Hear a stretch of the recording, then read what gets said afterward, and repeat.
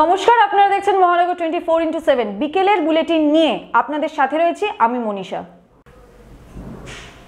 মুখ্যমন্ত্রী মমতা বন্দ্যোপাধ্যায়ের পর বুধবার দুপুরে আকাশ পথে গঙ্গাসাগরে যান রাজ্যপাল সিভি আনন্দ বোস। কপিল মুনির আশ্রমে পুজো দেবেন তিনি। একই সঙ্গে গঙ্গাসাগরে পূর্ণ স্নান করে পুজো দেন বিজেপি নেতা দিলীপ ঘোষ এবং রাজ্য সভাপতি সুকান্ত মজুমদার। সব তীর্থ বারবার, গঙ্গাসাগর একবার। প্রতি বছরই পৌষ মাসে গঙ্গাসাগরে পূর্ণ স্নান করতে যান লাখো লাখো পুণ্যার্থী। গঙ্গাসাগরে উপস্থিত থাকেন শাসক বিরোধী সব পক্ষই। বুধবার আকাশ পথে গঙ্গাসাগর মেলায় গিয়ে পুজো দেন রাজ্যপাল সিভি আনন্দ বোস। একই দিনে পূর্ণ স্নানে অংশ নেন বিজেপি নেতা দিলীপ ঘোষ ও সুকান্ত মজুমদার। রাজ্যপালের কর্মসূচিকে কেন্দ্র করে নিরাপত্তা জোরদার করা হয়েছে গঙ্গাসাগরে। লোকসভা নির্বাচনকে পাখির চোখ করে আন্দোলনের ঝাঁঝ বাড়াচ্ছে বিজেপি। আগের দিন উত্তর 24 পরগনায় দলীয় কর্মী সভায় তৃণমূলকে কড়া আক্রমণের পর আজ বুধবার দক্ষিণ 24 পরগনায় গড়িয়া থেকে যাদবপুরের মহা মিছিলে পা মেলালেন বিরোধী দলনেতা শুভেন্দু অধিকারী। আর কয়েক মাস পরে লোকসভা নির্বাচন, আর এখন থেকেই জোর কদমে প্রস্তুতি নিচ্ছে রাজ্য বিজেপি। বুধবার শহরের দক্ষিণ প্রান্তে এক বিশাল মিছিল আয়োজন করেছে বিজেপি, আর সেই মিছিলেই পা মিলিয়েছেন বিজেপি সাংসদ লকেট চ্যাটার্জি ও বিরোধী দলনেতা শুভেন্দু অধিকারী। মিছিল থেকে ফের একবার তৃণমূলকে রাজ্য থেকে উৎখাত করার ডাক দেয় বিরোধী দলনেতা।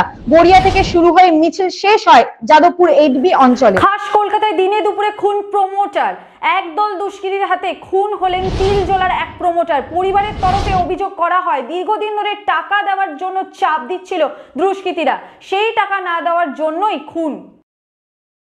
ফের একবার দুষ্কৃতীদের দাপটে প্রাণ গেল ব্যবসায়ীর। খাস কলকাতায় দিনে দুপুরে খুন হতে হলো এক প্রমোটারকে। পরিবারের তরফে অভিযোগ দীর্ঘদিন ধরে দুষ্কৃতীদের দাবি তাদের মতে 5 লক্ষ টাকা দিচ্ছিলেন না তিনি। একাধিকবার হুমকিও দেওয়া হয়। বুধবার বচসার চরম আকারে পৌঁছালে দুষ্কৃতীরা ধারালো অস্ত্র দিয়ে আঘাত করে প্রমোটারকে। ঘটনাস্থলেই প্রাণ হারান তিনি। তাকে বাঁচাতে গিয়ে আহত হয় তারই এক আত্মীয়। রাম মন্দিরে বসলো স্বর্ণ কপট। গর্ভগৃহের ঠিক উপরে 100 কেজি সোনার এই দরজা বসছে রামলালার জন্মক্ষেত্রে। মন্দিরের তরফে জানানো হয় আগামী দিনে আরো বেশ কয়েকটা স্বর্ণ দরজা বসবে সেখানে। রাম মন্দির নিয়ে যত উন্মাদনা বাড়ছে, সাধারণ মানুষের মধ্যে ততই চমক প্রকাশিত হচ্ছে প্রতিদিন। আগে হেলিকপ্টার সার্ভিসের কথা ঘোষণা করেছিল, এবার আত্মপ্রকাশ পেল স্বর্ণ কপট। গর্ভগৃহের ঠিক উপরে 100 কেজি সোনা দিয়ে তৈরি হচ্ছে বিশালাকার এক দরজা।